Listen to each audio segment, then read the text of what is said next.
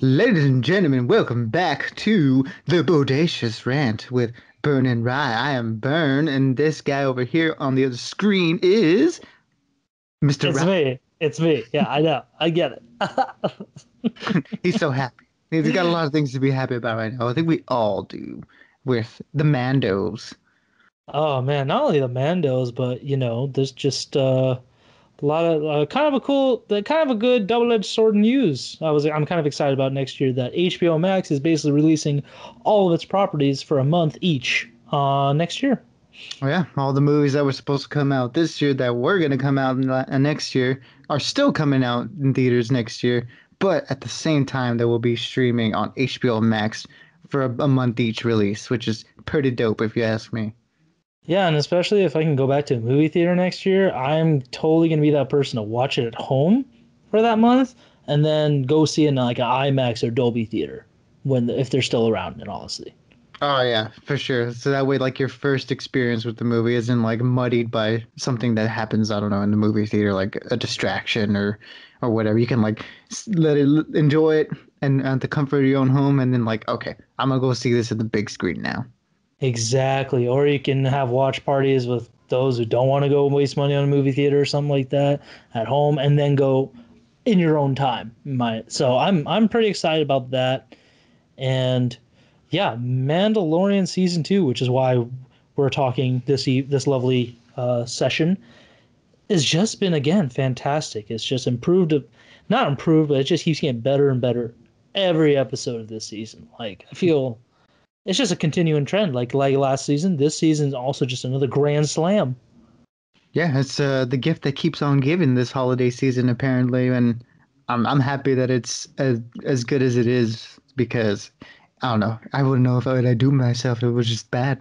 It would be very disappointing if it was bad. I mean, honestly, before we kind of get started into this, it's Mandalorian and Rogue One are my favorite Star Wars properties to come out in the last 5 years. I know Rogue One as one of the prequel stories that kind of like filled in between the Star Wars trilogy, the sequel trilogy films. But honestly, it was one of the best ones just because it gave us another look into the pre almost borderline rebellion era of Star Wars in which the original trilogy took place, and Mandalorian is taking place, again right after the original trilogy, but still feels like a good blend of like the classic Star Wars mixed with certain elements of the new ones. You get what I mean, Burn? Yeah, I do. I see where you derive your enjoyment from that. For me, I will agree that Mandalorian is one of my favorite things. But then the other one I would say for me personally, it would be season 7 of the Clone Wars, specifically the last 4 episodes. That's fair. I just didn't want to throw in. I mean, Mandalorian. I just want to throw in the whole show, but the Clone Wars season 7, like the one that came out this year, was definitely a fantastic season to end on. Like that was my favorite season of the whole show. That I finally got to watch all of it, and yeah, it just sheds so much more light on top of what that show did for the Clone Wars and that era of Anakin Skywalker and young Obi-Wan Kenobi. Yeah, in a way, that whole show sort of redeems a lot of the bad parts of the prequels, where it was very, I don't know, it's just a lot of it was very muddy and it was kind of like really bad written, badly written in terms of like dialogue and stuff. So I don't know. I think it just fleshed out that whole era where we actually get to see a little bit more of what went on during that time, like their battles and their struggles and all these different planets and meeting all these different characters that we didn't see in the movies. So it really expanded upon the prequels in a really awesome way. And again, just those last 4 episodes really tied it all up really well and set it up to where you're going into the original trilogy and then stuff that we're getting into even now in Mandalorian. It all just really melds together really well in like this awesome cohesive universe that they've built here, and I love it. I didn't want to interrupt your personal rant there, but how dare you talk about the dialogue in those Clone War films, those prequel trilogy films? They were fantastic. The best dialogue ever. I hate sand. It's coarse and rough, and it gets everywhere. I guess the realest line ever spoken. Or just, the love has blinded you, but it's probably true. Like, what? It's fantastic. It's Academy Award winning writing. I We'll love just have to agree to disagree. it. Imagine if I was dead serious. Like, oh my God, like you really like it? No, yeah, those movies were definitely not the best written. And it's funny how with the new trilogy, with the backlash of Last Jedi, people wanted George Lucas to come back, and I kept thinking, you guys realize he did the original prequels, and those movies were not that great. They got a lot of crap at the time too. So you can't have it both ways. You gotta just go with what you know. You know. Yeah, it's a whole rose tinted glasses thing where all of a sudden, the guy that they were complaining about 10 years ago is the only one that could do it, and everything that anyone else does besides him is bad. It's like, I mean, you were complaining about the dude not too long ago, so get Yeah. your facts straight, people. Seriously, just make up your minds. You want them or you don't. If you want them, then get ready. We could have had another round of just prequel films, but in sequels. Well, I mean, we kind of did, if anything. Both those trilogies weren't that great, but we digress. Let's get on with the episodes. Real quick though, how was your Thanksgiving? It was good. I really enjoyed my Thanksgiving. How was yours? It was okay. I finally didn't have to worry about work this year, so that was nice to just relax at home. And then the next day, kind of mosey on into work at 8:30 in the morning. So that was fine. Oh god. No, I was not up at 8:30 in the morning. It was nursing a food coma. Yeah, we kept it simple with my household because we didn't have extended family over or anything. So we just had some turkey, some stuffing, some sweet potatoes, and what else do we have? I can't think of anything else. It was all delicious though. It was too delicious where I couldn't think about it. And my God, shout out to King's Hawaiian. Their desserts are just delicious. We had a pumpkin chiffon pie cheesecake thing. I don't know what it really was. It was just too delicious. So I don't know what it was, but it felt real good going down my belly. Yes, yes, it did. At least we still have Bowie. Yes, yes, we do. But anyways, like I said, so we'll talk about tonight we'll do our little non-spoiler review reactions of chapters 14, 15, and 16. Am I correct in assuming that? No, it's No, 12, 13, and 14. close enough. 12, 13, and 14, whatever, same thing. And yeah, then we're going to get into some spoiler stuff in a little bit where we talk about our favorite moments and why we got so excited. Some definitely things, if you haven't seen any of the other Star Wars shows or movies, this is definitely going to be one you'll have to either look up yourself if you haven't already or listen in because we're about to do a deep dive. But again, reactions for all three. The middle one is the best. I'm going to say that right now. Out of these three so far, chapter 13 is my favorite. We're going to talk about that in a minute. But and chapter 12 was fun. I definitely like that one a lot. It was definitely the filler of this season where it really kind of digressed from the main journey of Mando and the child. And this last one that came out recently, chapter 14, I definitely felt like it was not a filler, but more of a setup for the next one. So I'm so excited because we have two more episodes left this season. This last one was definitely just a setting up for an epic finale, two-parter, or just epic next episode, in my opinion. Yeah, I 100% agree that chapter 12, The Siege, which was directed by Carl Weathers, is probably the weakest of these three episodes that we're talking about. I mean, not that it's bad. I didn't think it was bad at all. But again, like you said, it was kind of a filler episode up until the very end, where it does hint at something, for later on that we're gonna find out. I'm guessing in these next two episodes. So, I mean, it was cool to see Grief Karga and Kara Dune again and seeing them on that planet and having, action sequences with them. It was fun, but overall it was just sort of it was good. Like it was just a good episode to I guess just watch more Mando.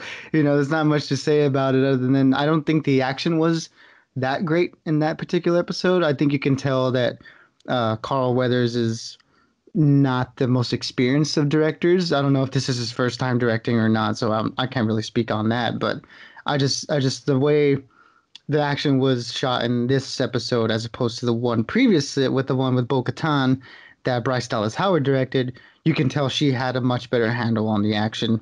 Where they're essentially doing the same thing, where they're just trading shots with stormtroopers, but in this one it wasn't as kinetic or as exciting. I mean, there was this action sequence later on with the Razor Crest that I did enjoy in this episode in particular, so that was pretty cool. But overall, I thought it was just a decent effort in terms of the show and in terms of Carl Weathers directing.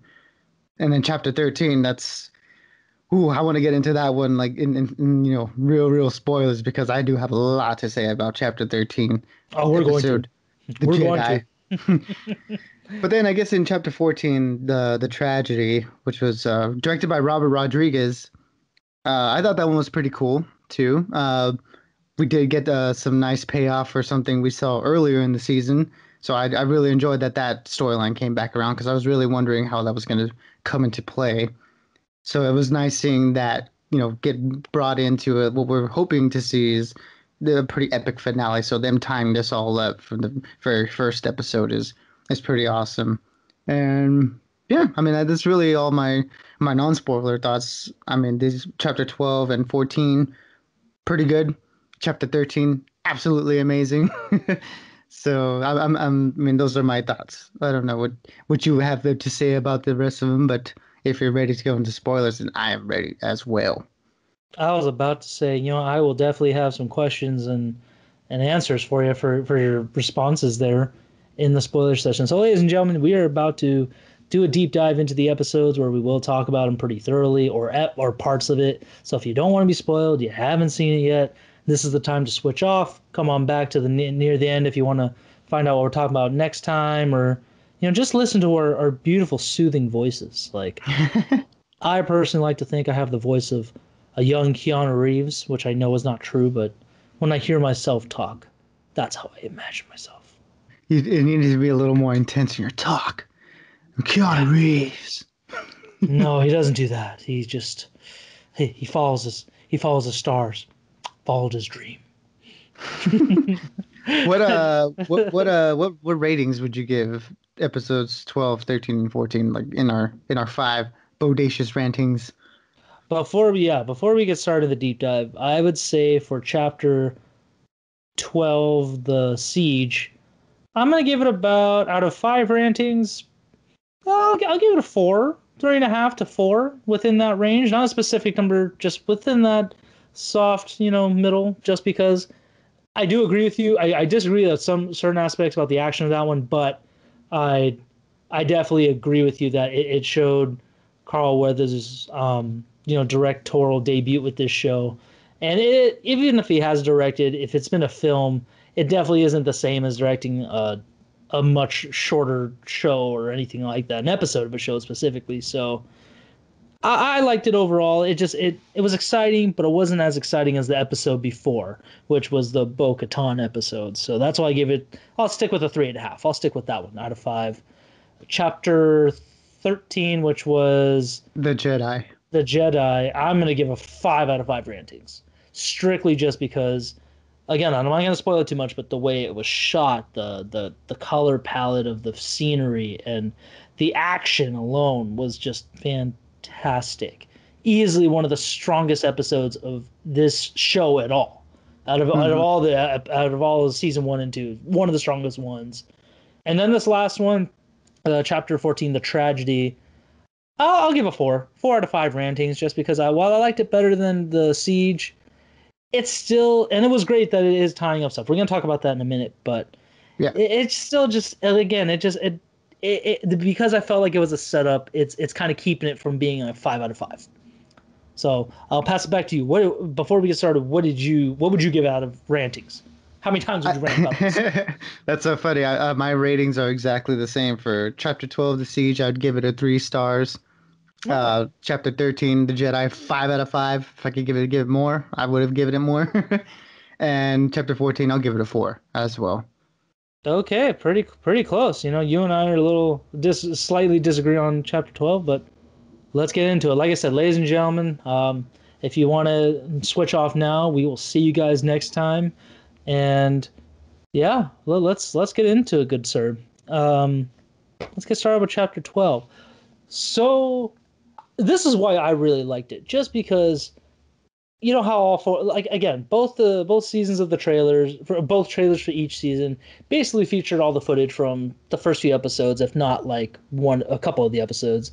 And this one I finally got to see the a scout trooper riding the little the speeder bike, and he does like the motocross like kick turn into the gravel and stuff. I thought that was really cool to see that little canyon chase when they're in the that little pod or that little tank. I thought that was really cool to see that. That's what made it exciting for me, in my opinion. And yeah, I don't know. You didn't care for the action that much this one? I didn't care for the gunfight trading in the episode, where I felt like it was super weak, where it just felt like a lot of the action was just the characters staying behind cover and then popping out and shooting, going back into cover, popping out and shooting. And I thought that was really boring, and just having the stormtroopers just running out into the open and just getting shot up. Again, that's something similar that we saw in the previous episode in chapter 11 with Bo-Katan when they're infiltrating that ship. It is a lot of just corridor shooting, but the way it was, choreographed and shot there was a lot more interesting and dynamic and kinetic, where it was like very ferocious, and the way that they were moving. And maybe it's just the fact that they're more interesting characters, and they're more warrior like characters than those Mandalorians. Maybe that offered it a little bit more to the action, but I don't know. I felt like we've seen Cara Dune do a lot of really cool stuff in the show, and just to have her, just popping up, shooting a bad guy, going back into cover, shooting another bad guy, and then a bad guy's all missing, like they always do in Star Wars. I thought that got a little bit boring, but I will agree that the action did get really good once they got into that cruiser and started the whole chase sequence. I thought that chase sequence was really well done. Yeah, I thought that was really cool. I get what you mean. Basically, that I will now that you're pointing that out, Bryce Dallas Howard just knows how to direct a good tactical action like set piece, because that's essentially how Bo-Katan and her other two Mandalorian Hmm. comrades were acting. Like how, yeah, they were taking cover and shooting, but when they did come out and shoot, it felt more purposeful. Like, okay, I'm picking my shot and let's keep moving. Almost like you're watching Sicario or Zero Dark 30 all over again. Where this one, yeah, we're watching Cara Dune, a former, you know, rebel shock trooper, and Grief Karga, just basically a bounty hunter, turned sheriff. We kind of see them as just, yeah, again, they're just as more like a criminals kind of going after another set of criminals, or like an empire, the empire essentially. So I definitely agree with that. But like I said, I love the whole ravine canyon chase when they're in that like tanker Yeah. cruiser, and it was kind of like it was almost like reliving the Millennium Falcon bout in the episode 4, the A New Hope, where Han and Luke are in those blasters on the Millennium Falcon, just kind of shooting, trying to get those Tie fighters. So that's I think why I really liked it. It kind of was a throwback to that, in my opinion, because how Grief got on the cannon in the back and just kind of shooting them like, you want to take over this thing? Like, be my guest. Yeah, and it's also kind of like the trench run in at the end of A New Hope when they're gonna bomb the Death Star. It was very much like that whole claustrophobic. The good guys are it's a single lane, and you have to fight them off from behind you. I thought that was really fun. And then when Mando shows up at the end with his fixed up Razor Crest, I thought that was really cool too. Just seeing him maneuver out in the air and stuff. So all the air combat was pretty cool too. So like I said, once the chase started, I thought that's when the action got really really good. Yeah, like I said, man, I that's why I really liked it. But overall, I do agree with you that it definitely felt like a weaker episode. And I don't want to put that on Carl Weathers, because I love Carl Weathers. He's a great actor, and one of my favorite ones growing up. And it's great seeing the Star Wars universe. But yeah, it's one of those things that just definitely showed kind of like what Captain Marvel was for the Marvel movies. This was the Captain Marvel of you know the Mandalorian. Like, where it's a great episode, has some solid elements to it, but overall it definitely shows a little bit. It was a bit amateur hour.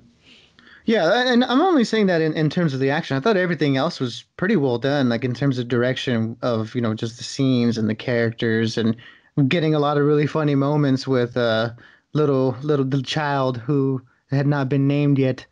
But we'll get into that when we start spoilers for the next episode. But him being in that class, learning and stealing the macaroons from the kid, I thought that was really funny. So a lot of like the personal moments between characters, I thought was really well done, and I thought Carl Weathers' direction really shone there, a lot with a lot of the interpersonal stuff. It's just with the action, it got a little bit, not that great, but I mean that we see that a lot with a lot of first time directors or directors going from smaller indie movies to bigger budget movies. That transition into directing action is like, I mean, Nolan has said it's like one of the hardest things to do, direct action in a movie. So, I mean, through no fault of Carl Weathers' own, it is. I guess if it was, you're saying it was his first time directing, right?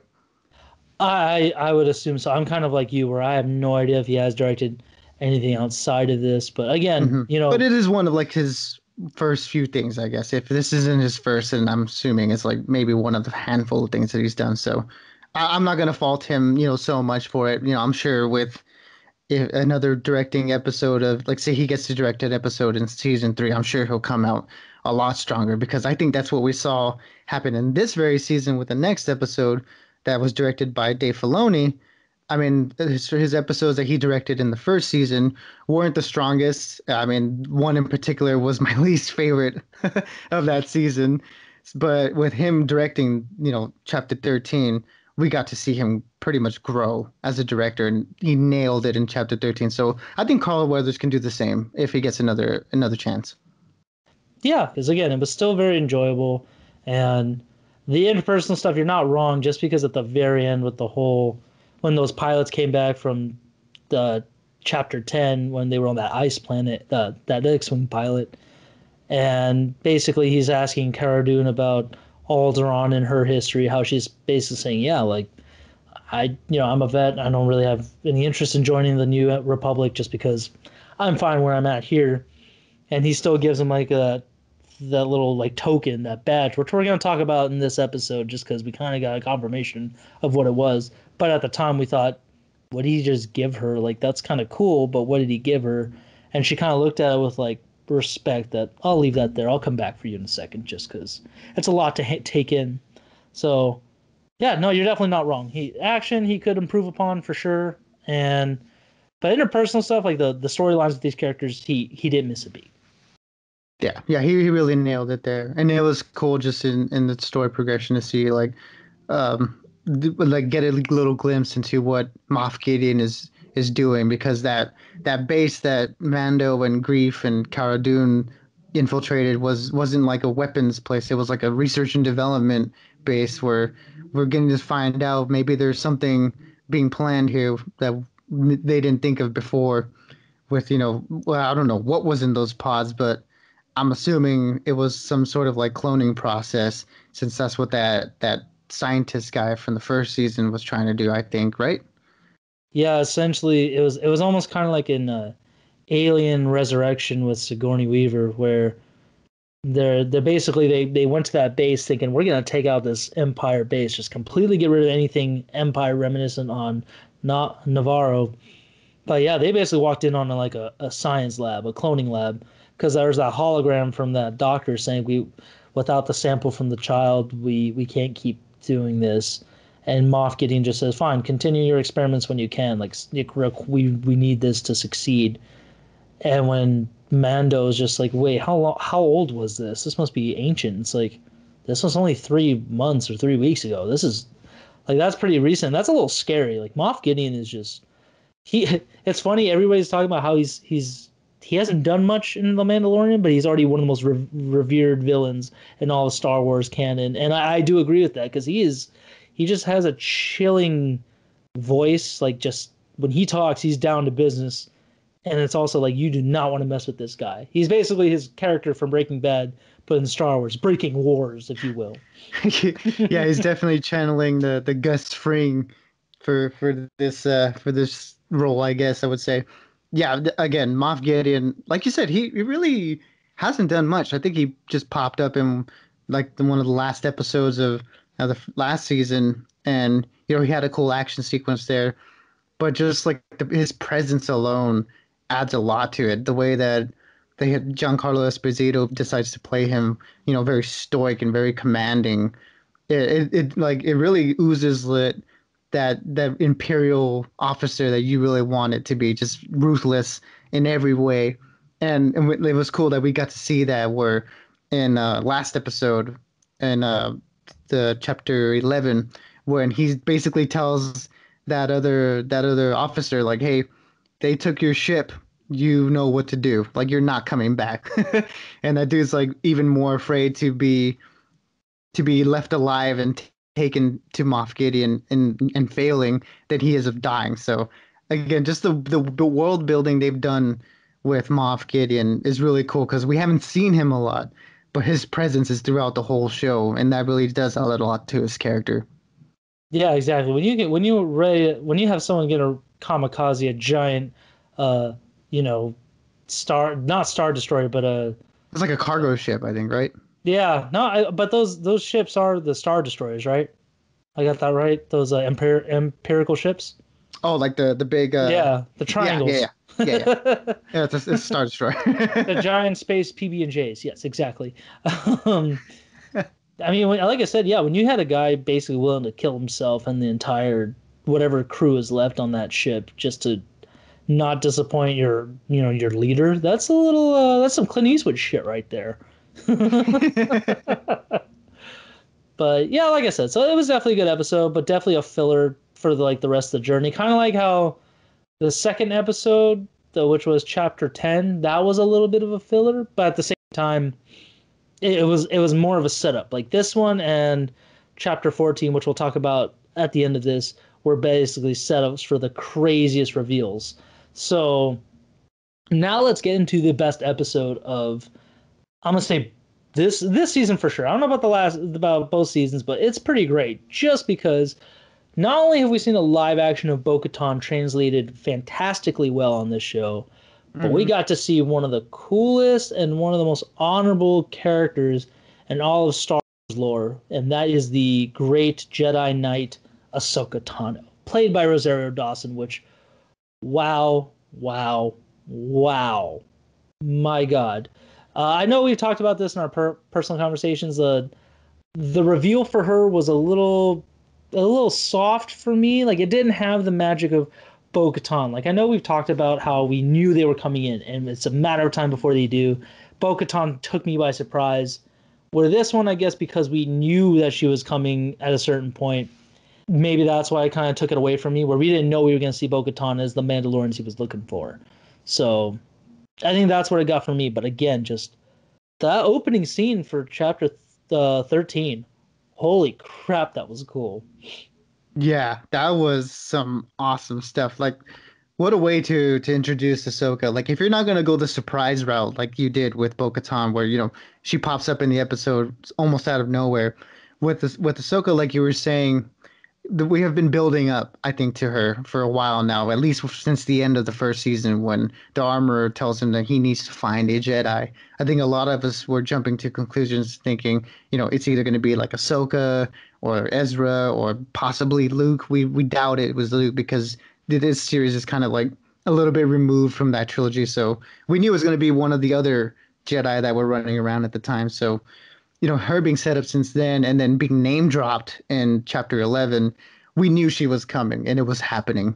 So they really couldn't get away with like a big surprise reveal. But to have her revealed the way they did in the beginning of this episode, almost as like a horror monster movie, like creature, just taking out these dudes like in this fogged wasteland, was so cool. It really was. I'm gonna say it right now. It was almost like reliving the Ghost of Tsushima in certain moments, but how it would be in like Star Wars. Basically, Hmm. just a Ronin warrior, like a rogue samurai, just taking out these hired, guns essentially, just trying to take them out. And she was making mincemeat out, literally just slashing them left and right.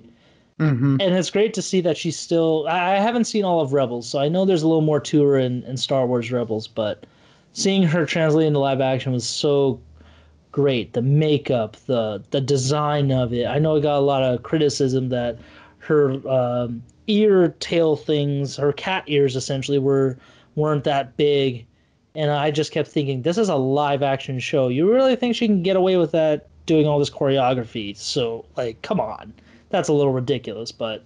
She just looked fantastic. Again, she looked like a samurai with her poncho, her kind of like loose fitting clothes, and her dual lightsabers, which it was really cool when it was a close up shot of two of those like guns just kind of like looking in the wasteland, like looking through the fog, like where is she?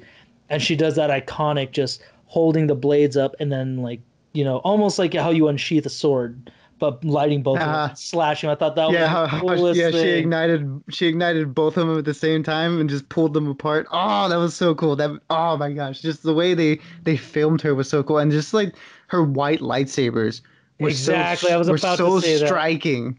Like we've seen lightsabers before, and to have the lightsabers, be cool in Star Wars now is kind of a hard thing to do, because you're already like seen it all at this point where, you get your blue, your red, your green. We've got a purple there with Mace Yeah. Windu, but man, those white lightsabers look so cool in the show. Oh yeah, they and that's the thing too with the white. For those of you who don't know too much about Star Wars, for a white lightsaber to appear is a pretty big deal because the reason why the Sith lightsabers are red, like Darth Vader's, Darth Maul's, Palpatine's, all of that, is because those Jedi, those lights, the lightsabers have been basically soaked in blood by a Jedi. Like they've killed a Jedi to get that color. And for them to be white means that a Jedi purified the light, and that's just how they end up. So essentially, her lightsabers have been pure, and they're just still getting soaked in other people's blood. It was just badass beyond all means. Yeah, it was such a great way to introduce her. Just her popping the lightsabers up, taking someone out, shutting them off, and disappearing into the fog, which kind of looked like I would say, like a World War I wasteland. Like a no man's land type thing where everything was just burnt and there was just fog everywhere. It was very like greenish looking. It gave me a lot of like that World War I vibes there, like in that outside of that city. It was pretty cool. Like I said, I kept getting Ghost of Tsushima vibes. Like if you're in like the plains of somewhere and it's just a Definitely that too. foggy Yeah. night. And again, again, it's kind of a cliche move where someone disappears with the fog or something, but this episode made it awesome again, just because she was so cool, and she told the magistrate, and it was great seeing Michael jo- Biehn. Michael Bean back, like Johnny Ringo, the guy Uh-huh. from Aliens. Like he got to be his Star Wars character. I didn't recognize him at first because I He's haven't really. old. Yeah, Yeah. he's aged, but he's aged pretty well for himself. Like I mean, after I kind of was like, is that him? I was like, oh, actually, you still look pretty good, man. Good Yeah, for yeah. you. Yeah, It no, was it's just that the last thing I had seen him in was, I mean, the only movies I've really watched him in were like Aliens and Terminator. So that's like my image of Michael Biehn, and I haven't really seen him in anything since. So to see him now, it's like, oh dang, like you got old, not in a bad way, like you aged. It's been a while. the last thing I saw him in was in Planet Terror, which was which was kind of Tarantino, Michael Oh, that's Rodriguez's right. Yes, he was in that. grindhouse film. Yeah, where they did Death Proof and Planet Terror, and he was in that one. And again, yeah, he still looks great for his age. He's definitely getting older, but honestly, he was pretty cool as like the magistrate's hired gun. And again, it was great to really see the duality of like the samurai aesthetic with Ahsoka, and then the Wild West with the whole magistrate and Mando with just his gunslinging action in this. It was just oh my god! I think my rating for the Star Wars action scenes are going to be Ahsoka, Bo-Katan episode, and the very last one with Moff Gideon, the season finale of the two episodes, the two parter. Hmm. Yeah, And dude, it's so cool.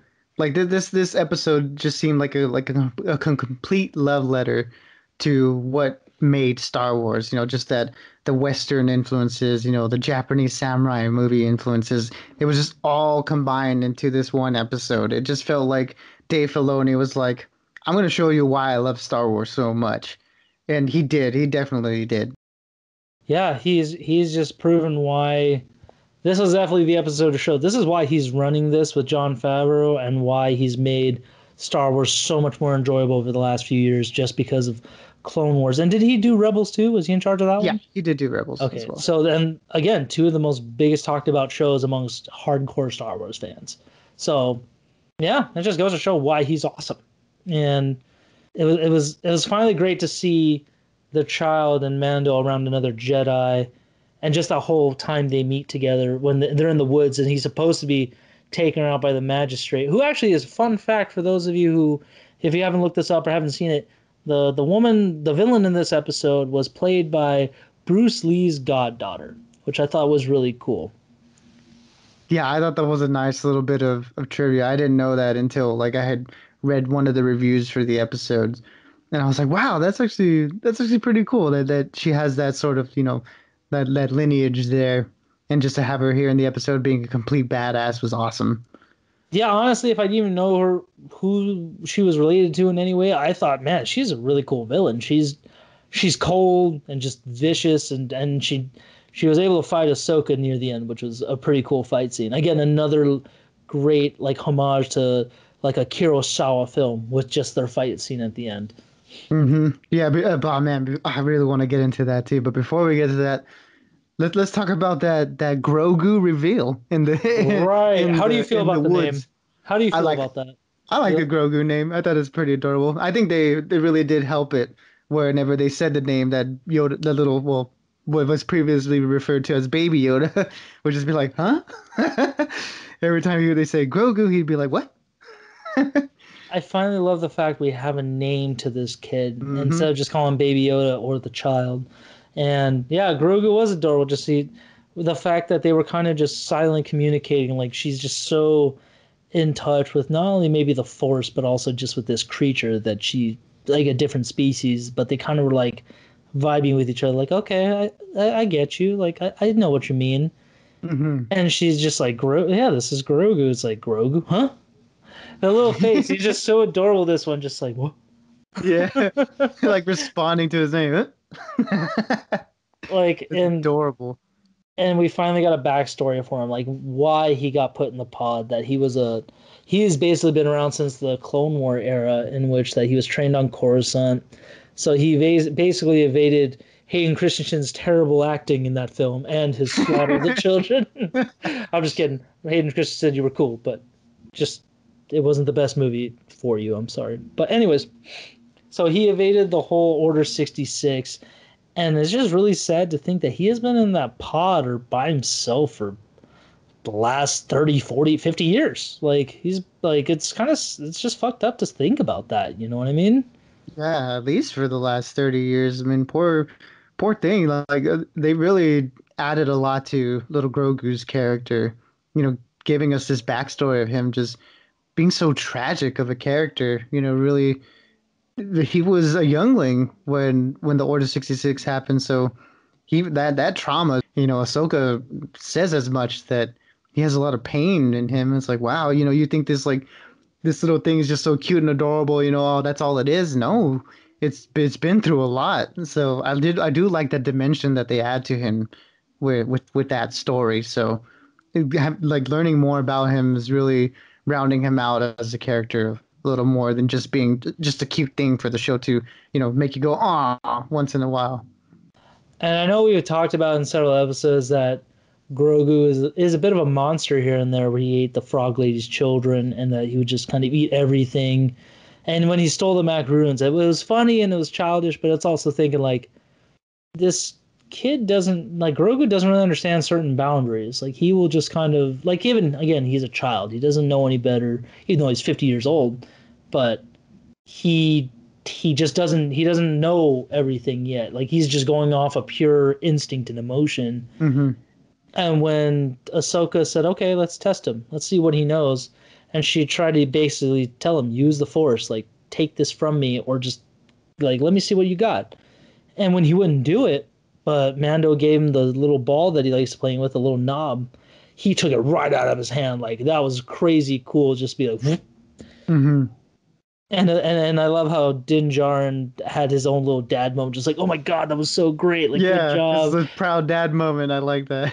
And although Ahsoka was also like like she felt emotion by it, like she was like, "Oh, that is adorable." She was basically saying, "I do not want to know. I don't want to be responsible for Darth Vader." And Yeah. I thought that was such a waking moment and a little heartbreaking, but it makes so much sense. Like Yeah, she, especially now that we know more about his backstory. yeah, and I know Mando's kind of like, well, I can't take care of him, but she's saying, well, I don't know what to tell you. I mean, you can help me, and I'll figure this out. Like I'll point you in the right direction. I'll take him if you help me. And that was really cool how they brokered that deal with each other. That Hmm. oh yeah, let's stop the magistrate. Let's take out her guards and take the city back for the people because I'm gonna stay here and help out with that. And it was just so cool to see like how Michael Biehn also had his own little like secret force of droids. I liked how one kind of hopped up on the roof of one of those houses or something. I thought that was pretty cool, like very practical too. Yeah, yeah, his like killer droids. I forgot what they're in reference to, but I know they're like pretty iconic, and we hadn't seen them, in the actual Star Wars canon up until now. So to have them here as like his, again, like his soldiers is pretty cool to see. Yeah, and him and Mando and Ahsoka just took him out no problem. I thought that was Hmm. really cool. And I love how it was like a standoff at the very end with Mando and Michael Bihn's character just kind of staring off at each other, basically just reliving Tombstone with, "Oh, you finally made it. Just I'm your Huckleberry. Like I'm Hmm. here for you." Just it was basically I don't know if that was on purpose. I felt like Filoni would be like, "Yeah, let's It's do that," just because you. definitely on purpose. I had to be on purpose, right? Just because again, how he's all nervous too, just like Ringo was, and uh, and yeah, like I said, that fight scene between the magistrate and Ahsoka was super well done. I'm sure people were probably expecting like a high intense fight, and I personally like the lightsaber duels from the prequel trilogy more so than the sequel trilogy, just because I love the the choreography. artistry, yeah, the choreography, the artistry behind it, how it was like just like a symphony of movement. And in the last one, it was pretty realistic, but very like the sequel trilogy's fighting was very realistic, but very felt heavy. Like these lightsabers are, much more like swords than they were just basically instruments essentially. Hmm. So, but yeah, how the magistrate had a spear of Beskar, which was her gift to the Mandalorian if he killed her. I thought that was really cool because I didn't realize Beskar was that strong that it could Yeah, that it could yeah, take hints from a lightsaber. So when that was another thing when Ahsoka tried to attack him, he's just blocking it like whoa, like relax. I thought that was super cool. yeah. I was like, oh man, I didn't expect Beskar to be basically strong enough to repel a lightsaber, like because we never seen that before, like a lightsaber be repelled by really anything. So to him just like block her blows with his forearms, I was like, oh, okay. Beskar's a lot stronger than I expected. It's vibranium for Star Wars. Pretty much, it's just indestructible. And yeah, that was one thing too. I was looking up is like a lot of people were because when Ahsoka and the Magistrate are dueling, you think Ahsoka's a very strong with the Force. She's still a skilled fighter. Why couldn't she take out this woman with a spear? You think it would be pretty easy because she doesn't have a lightsaber. But then again, when it's like taken with that knowledge that, Jedi were trained to fight other, Force users and users who could use a lightsaber because they all have their own fighting styles. But this woman who's never fought a Jedi and a Jedi's never fought a normal person with just a Beskar weapon like that, it was very, it was new territory for both of them. So it was on even ground essentially. And I like how the little magistrate's courtyard was almost like a garden, like a Japanese garden where it had like like some bridges leading Yeah. into the middle. There was the trees there, and it was still misty, which I thought, oh, it's like Kurosawa all over again. Like this is awesome. Yeah, again, just speaking on the parallels, that yeah, that the two parallel, fights that are going on at the same time, where Ahsoka and the Magistrate are having they're essentially their samurai duel. It takes place where it looks like a koi pond, and very like a lot of those Japanese trees and all that, and just beautiful. And then just on the other side, we have Mando and Michael Biehn in a gunslinger standoff. It's just so cool to see. Again, Dave Filoni was probably just geeking out the whole time directing I was geeking out the whole time watching it, just seeing all these Yeah, influences of Star Wars. It was just so awesome to see. Like, man, I can't speak on that enough. How just striking it looked. It looked so beautiful. just like the whole episode, just every scene had just such a photogenic moment. Like everything you could use as a computer wallpaper, if you will. Just it Uh, looked that great. yeah, and it shouldn't work too because I mean the planet is ugly. Is it Corvus, right? What's the planet? Yeah, I think it was Corvus. Just Yeah, yeah, well, it's just like very dingy, like caca brown colors with like green, and it's just so it's supposed to be ugly, but man, it looks so beautiful. it was basically like Dagobah, but just open, like not a lot, just like wasteland, like burnt forest and everything. So yeah, no, it really should. It essentially was. It's supposed to be hell on earth, literally, but Dave Filoni made it look just eerie and really just serene, almost like calm. So Hmm. that was really cool to do that. And the biggest thing I took away from that episode is when, even though the magistrate and the lightsabers in the pond, she still got the best of her and just asked, "Where is Admiral Thrawn?" I thought, "Oh my God, that's Hmm. again." I haven't seen Rebels, but I know who Thrawn is a huge deal, right? Like he's one of the Yeah. biggest villains. So Thrawn is probably, for those of you that don't know, before Disney bought the Star Wars properties, there was Dark Horse Comics that was doing, extended storylines of what happened after the original trilogy, where Luke goes off to be open up his own Jedi temple, and you get Mara Jade, and then you get the Solo kids. Thrawn was the next big bad that showed up in the universe in those comics, where he was an old Empire admiral, and what made him so interesting is he wasn't like a lot of the admirals we see in Star Wars, where they're very just like, they're single-minded, they don't think about anything else, they kind of disregard everything, and they're just, Old they're white just dudes. essentially. I mean, yeah, I guess so, but all they're doing is, just they're all just, the very typical, admirals and grand moffs that we've seen in Star Wars. They're just very all basic. With Thrawn, he's an alien. I forgot what species he is, but he's not just a normal human, which we've seen in the Empire. We haven't seen like a lot of aliens on their side because they're supposed to be they're supposed to be reminiscent of Nazis, where they're supposed to have a look. And I guess for the Empire, they decided everyone's got to be human. That's how it'll differentiate it from the Resistance and the rebels, who have a variety of species and all that stuff. But what made Admiral Thrawn so cool was that he was a highly intellectual admiral, where he was such a great strategist in terms of battles and planning attacks and stuff, because what he did was he would study the cultures of the planets that he would be attacking. So if he felt like if he would learn about the people there, he'd know the best way to take them out.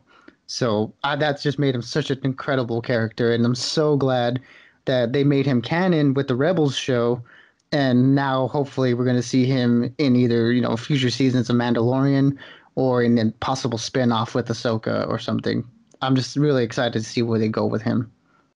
Yeah, this episode definitely set up a potential Ahsoka Tano show, and I'm sure Rosario Dawson would be down just because, she's not in a whole lot right now. And after this one, she'd be great. Like she looked great, and she still got it. So yeah, let's bring on the show. But the fact that they brought him in, I thought, oh man, Moff Gideon, you're kind of second to none until we see a live action. When we get a live action Admiral Thrawn, you're gonna be like a little cute and cuddly version of him, just because. Yeah, from what I've heard and like how you're describing him, he is the one of the worst. He's basically the Darth Vader of the Empire's admirals. Like he is just cold, vicious, evil, relentless. So I thought that was really exciting to hear that, and I like that Ahsoka said, "Okay, well, I know I'm sorry I used you for my own gains, but if you go to this, what was the I forgot the planet, but it's basically there's a Jedi temple that he'll call out, and another Jedi will train him just because." She's like, he still could get trained, but it's up to him. He'll either want to be a Jedi and use his force, or he'll stay by you and let his powers die. Like it's totally up to him. I thought that was it was kind of a way of like I don't want to take responsibility for this, but at the same time, let him choose. There you guys Yeah. obviously you guys care about each other, so maybe you should think that you can raise him. I know he's reluctant to, but again, I think it'd be pretty cool to say Grogu as a Mandalorian, a foundling. Yeah, it was really cool of Ahsoka to really give Grogu the choice because she knows that the path ahead could lead to something good, or it could potentially, maybe even almost definitely lead to a darker path, depending on what happens. So the fact that she said, it's not going to be up to me, I'm not going to just take this kid and just train him because I don't know if that's what he wants. It seems like what he wants is just to be with you, to be with Din Djarin. So again, like I had a feeling that she wasn't gonna be the one to take him in because otherwise the show would probably end at this point with the Grogu story being so central to the entire plot. To have him essentially being taken away would just pretty much end the show. It would seem so. I knew that she wasn't going to do it, but the fact that they wrote it in this way that she's giving him the choice, I thought was a really good idea. Yeah, no, I mean I kind of yeah, I mean it's that thing like I wanted him to possibly train her or oh my God, I wanted her to possibly train him. I'm sorry. But at the same time you are right that the story would most likely end and then it would because he is an important part until they can write him off or figure out what they're going to do with him.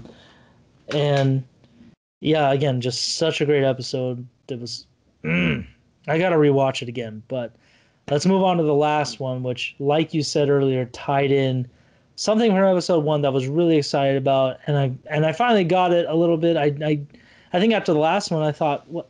I don't care now. I just saw Ahsoka. I'm done. Take me away. That's it. But this one, we finally got to see Boba Fett in action again, without his armor. And Tamora Morrison, man, he's got it. He's another great actor, just great action actor too. Like he we finally got to see Boba Fett in action. I know I was talking smack on him when we first saw the season, and how I thought, Boba Fett he was just for show. He didn't do anything. Why is he such a big deal in this? Like, what? He got eaten. He got taken out stupidly. And he got poked in the jetpack by a blind man and fell into a pit. That's all we saw him do.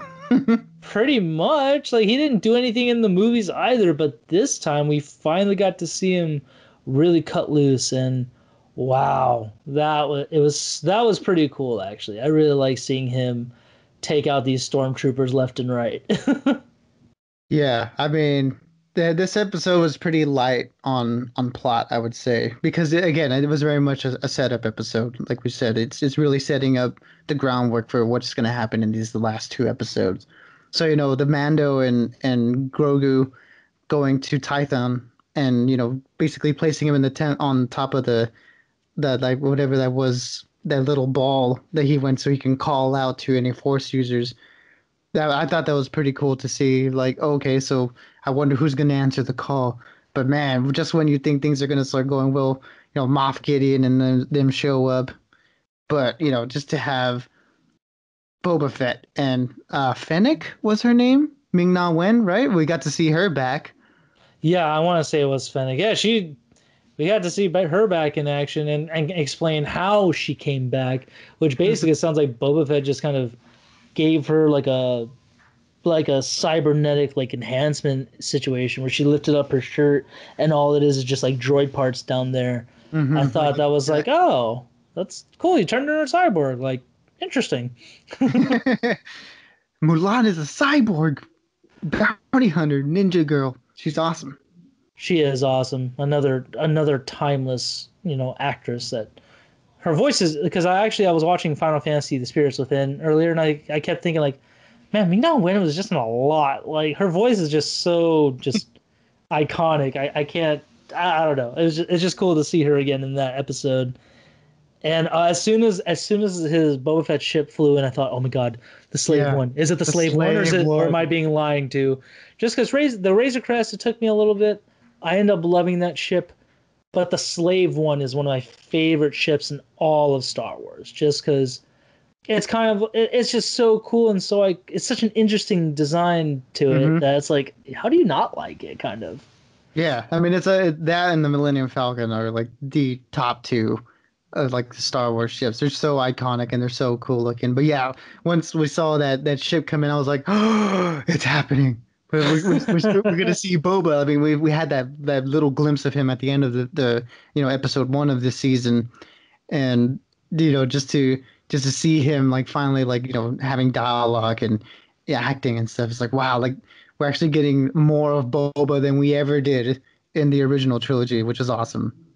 Exactly, and yeah, it was really cool how they kind of stopped Mando in his tracks and they just tell him, "That's my armor. You're gonna give it back." And he said, "You're not like, what are you, a foundling?" He's like, "No, it's my father's armor. I've had it for generations." And he said, "Nope, that's not the creed." Or I forgot. Was Jango? Did he say Jango Fett was part of the Death Watch? Is that what he said? No. No, he said Django was a foundling. That was something that they've revealed like towards the end of the episode Yeah, how Jango fought in the Mandalorian Civil in Wars the and Civil everything, Wars. Yeah. and that he was a foundling. And it's just like, okay, well, you don't wear your armor's not yours anymore. You didn't follow the creed apparently, so I don't have to give it to you. But then all those stormtroopers come, and well, yeah, it was a plotless episode.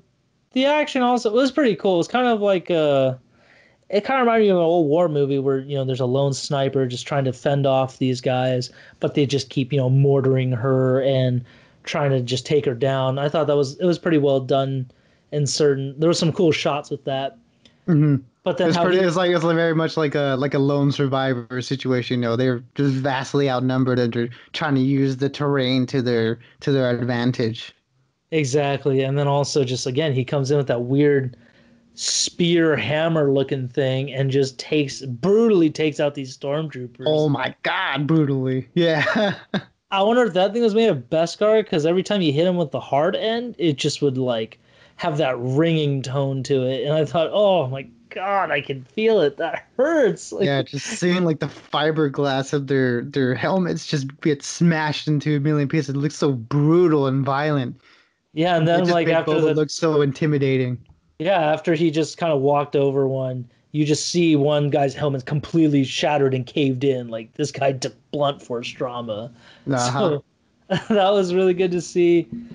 And I know everybody was super excited about this. I thought it was pretty cool too, where he gets Boba ends up by the Razor Crest, looks inside like, this is my chance. Uh-huh.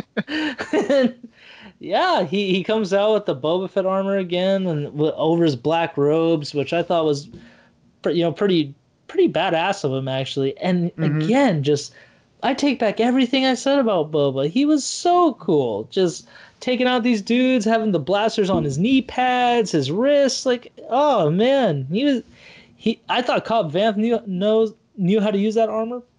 No, not No, even he did close. not. Amateur Yeah. hour. Yeah, we saw Boba getting his babies back. It was very much like a reunion for them where he's just utilizing all of its parts and he looks so cool. Just with his armor over like his black robes was a pretty cool and interesting look that we haven't really seen. And just the fact that it's probably like a minor thing, but just the fact that Boba is a little bit of he's an older guy. He's a little more on the huskier side. It was very cool to see like an action hero do badass stuff while also having a little bit of a belly. I think this version of Boba and then Bro Thor from Endgame is really doing a lot for just the different body types in action scenes. Yes, my plus size brethren are showing our true colors there. Yeah, you don't have to be like 50 something years old and actually like ripped to shreds to be a badass. No, you don't have to be that. You don't have an eight pack. He's shredded. He's not 60 pounds soaking wet, okay? Oh man, but no, yeah, I didn't think about it at the time. But I saw a meme where it's like dad bod boba, and I thought, oh man, we don't have to point that out. But I think it was just because he was so badass doing what he was doing that I didn't think about it or care to think about it. So Hey, Dad Bob Boda, whatever. He's a badass. He was just massacring dudes with that spear, and then he was just taking everyone out. Took those ships out with his rocket. He can eat whatever he wants. Exactly, but it was pretty crazy how Moff Gideon got there, and the Dark Troopers we finally got to see, which was a big deal, Hmm. I guess, in the Star Wars lore. I never knew about them until this episode, essentially. But were they droids in the shows or books or whatever, or were they just heavy duty stormtroopers? No, they were just heavy duty stormtroopers with black armor. Some of them had like electricity guns that they had, so they weren't what they were in the show, which was droids essentially. So it was cool to see them brought into the canon and have that sort of spin on it. I thought that was really interesting. Yeah, I mean, they look pretty cool. I just was like, oh, I didn't realize he was going to use droids. Essentially, I thought they were going to be like, just heavy his own version of like instead of the Death Troopers, they'd be the Dark Troopers. But Hmm.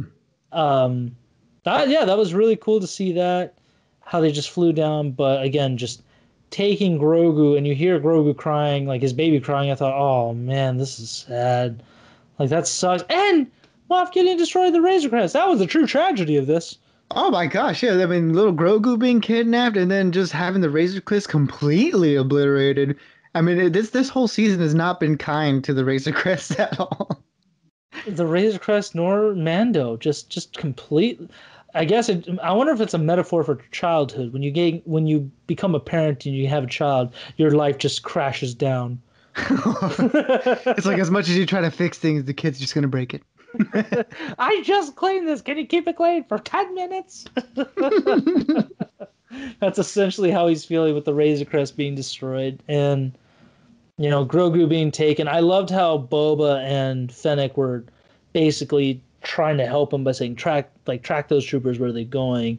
And he's like, all Hmm. right, Roger, like just checking on them. And he's like, nope, I'm breaking off. That's an Imperial cruiser. Like, we'll come back. We'll have to figure something out. Yeah. And just him seeing like going through the wreckage and stuff, he finds the knob that Grogu would play with. He's like, okay, I'm not giving up on you, kid. Like that's gonna be yours when I get you back. Hmm. And his the Beskar spear is still there. I'm kind of curious. I wonder if that'll be melted down into Grogu's armor. I think that'd be kind of cool. Oh, that'd be something interesting to see in the future. But I want to see Mando use that spear, man, in an action Oh, sequence. oh yeah, use it on Moff. Oh, I hope. you definitely know him and Moff are gonna duel it out with the dark saber and that Beskar spear. I'm ready for that. Hopefully that's in one of the season, these next two episodes. Yeah, it was just messed up though how Moff is basically having Grogu in the oh my god the jail cells of the ship, and Grogu is just destroying these stormtroopers, basically Hmm. using his. That's another thing I think like he could be a Sith. He would be a Sith just because he was just basically force choking these guys and just kind of toying with them essentially when he Yeah, could have like just kind of. smashing him into walls and stuff. Yeah, again, given he's a kid and he's defending himself, but it's also like Jedi weren't taught to necessarily use their force like that. Yeah, That's and some then dark remember stuff. he force choked Cara Dune last season, so Exactly, that's what I'm there is saying. some hints there. Like he could grow up to be a Sith if he goes down the wrong path, which is I think why Ahsoka probably saw that into his history. Like he's got some dark side tendencies, especially because he has attachment to you, which Anakin had attachment to his mom and Padme, and look how he turned out. So we got to that was kind of cool to see it, but it was just messed up. Moff just taunting him, saying, "Oh, like you're good with that, but it puts you in a nap, huh? Like you're gonna be really tired." And Grogu's just fighting, seeing his little baby face just fighting to fend these guys off was like admirable, but just so sad to see. Like he's a little kid, leave him alone. Hmm. And just he's been through a lot. Like poor child. Yeah, I feel like this season's either gonna end on a really happy note, like the last one, or it's gonna end very dark. But at the Yeah, I same mean time, it's Disney, so who knows? yeah, I wouldn't be surprised if this season ends on a like a kind of a downer note, being season two. Usually the middle season or like the middle episode or movie is a little bit of the darker one. So, oh man, I don't know. I don't know if I could take that heartbreak. I don't know what's gonna happen. I'm for it. It makes good story writing. Game of Thrones, George R. R. Martin. Just kill everybody. Yeah, kill all the main characters. Just let them, let the past die. I hold my hand out to you, Byrne. Take it. But I thought it was really cool after he searches the wreckage. Boba and Fennec were saying, "Well, to keep in our deal, you gave us back the armor. We're gonna help you get that kid back, and we'll be even. That's it. Like, we're only helping one time. You did have my armor for God knows how long. Uh-huh. So, and then he goes back to Navarro where we see that the little thing, that little badge or that token that the X-wing pilot gave to Cara Dune was actually a badge. So she is now the Marshal of Navarro, hmm and so she has access to all the New Republic records for criminals. And it was great to see Bill Burr's character on there. Just Uh-huh. I thought like, oh snap, he's coming back. Yeah, just how he's gonna need him for basically like a jailbreak. That was pretty cool. I did like Bill Burr's character in last season, so it would be nice to see him come back for this one. Yeah, that jailbreak episode was really cool just because we got to see Clancy Brown as that like demon alien, and then hmm we got to see that one actress from like Game of Thrones and Harry Potter as Yeah, it's that a Twilight. The Twilight alien. And I wonder if they're all coming back, and if they do, more power to it because they were such an interesting crew of thieves and villains. Yeah, it'll be Mando's Suicide Squad. Get Cobb Vanth in there too, I was throwing gonna Ahsoka. say I was gonna say Avengers, but it really is gonna be like a Suicide Squad. Just Cara Dune, Mando, Boba, Fennec, Bill Burr's character, which again I can't remember the his name for the life of me, but oh, it's gonna be crazy. I wonder if Bo-Katan will come back into the mix. Yeah, that'd be cool. Just get everybody. The Embo, Cobb Vanth, get Ahsoka. Just get the dream team together. Go get this Grogu back. Oh, real quick before we finish this off, what if Grogu ends up living with Cobb Vanth on How? Tatooine, just living Hmm. his life as a farmer? Because Din Djarin's like, I can't take care of the kid, but I do want him to have a good life, and I think with you here on Mos Pelgo, he'll be okay. It's like, well, I could see it as a potential thing. I could see just Cobb Vanth being like, well, I don't know much about kids, but you helped us out. Like, I'll do you a solid. Hmm And Grogu just kind of learns the farming ways. Who know? I don't know. I mean, that'd be. Either way, they need to bring Cobb Vanth back. Get Timothy Oliphant in every episode. Let's have spin-offs of everybody. Bo-Katan to Ahsoka Tano, Cobb Vanth. Just bring them all. Bring them all. Do it. Finance them, Disney. I know you got the money. How many more can they make until he's dead? Dad, dad. Oh, that would be the best joke before a horror movie. Just how many, how many more can they make? Until he's dead. Just a true cold-blooded producer right there. hmm Just I don't care. Just do it. I'm gonna I want make my more. money, money, money. Oh, but like I said, that was it's gonna be an exciting 2 episodes. I wonder if they'll do the same thing where it's like a 2-part epic finale for the season, which I think it should be, just to keep that trend going. Oh, Um, definitely. we'll have to find out for the next one, but that'll do it for me, man. Anything else to take away from these episodes? Not much. Just I'm glad that Boba Fett has been essentially redeemed as a character. Thank you, Robert Rodriguez, for making him the badass that he is. And showing him in just full on Boba Fett action. Now I can stop making fun of him for just looking cool and then dying. Pretty much, yeah. Even with him being older and the armor basically being an antique, it still worked. And I kind of like how he showed him how the each of those Mandalorian armors have their own history in them. And then he's like, "Yeah, that's my name and that's my father's. Like this is mine." And he said, "Well, it's rightfully back to its owner. Like there you go. You can have your armor back. I understand." Like I hmm think it's good to see that Din is he's kind of getting around to that mindset that Mandalorian, each their own. You want to live your life as a Mandalorian, or you want to do that. That's fine. I'm gonna go my way, and I'll deal with the consequences of that. Like he's still a death wish, but he's kind of not condemning everybody for it. You know what I mean? Yeah, it's very much opening his eyes to what Mandalorians really are, not just this really zealotous or zealot. I don't know how to say, but they're not like religious zealots. Yeah. It's not like the whole. We all keep our armor on and we never show our faces and stuff. Which like I said, I think is a response of the Children of the Watch to the Death Watch, having really betrayed Mandalore back in the Clone Wars time with siding with Darth Maul. So I think that was just an overreaction for them to get back to their roots, and unfortunately, that's had this sort of religious effect on what they think of Mandalorians or what they think it should be, even though Bo-Katan and Boba Fett, who are actual Mandalorians, don't abide by those rules because they view them as like ridiculous. So it's cool seeing Mando's character having these deep-seated beliefs and them being challenged in this season. So I really enjoyed that part of what they're doing with his character specifically.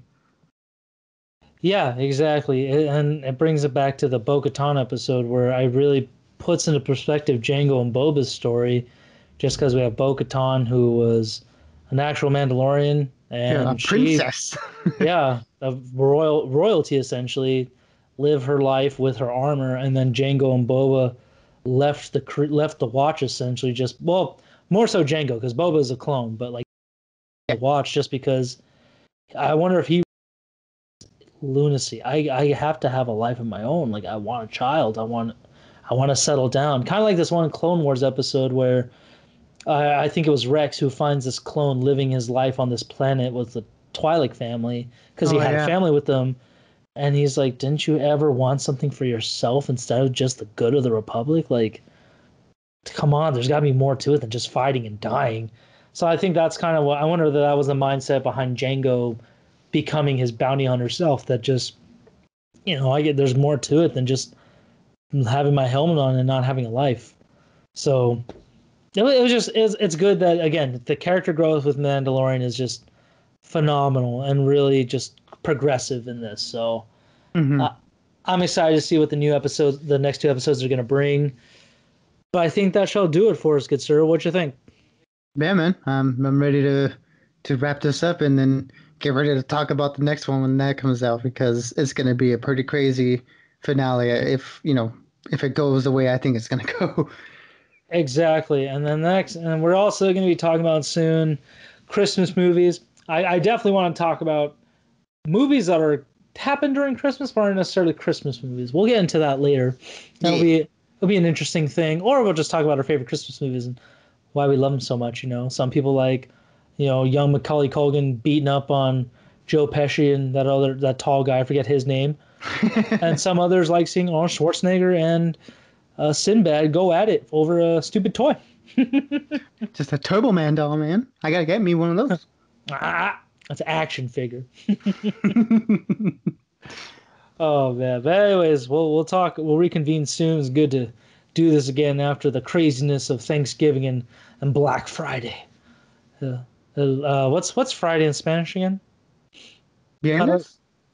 Viernes Negro.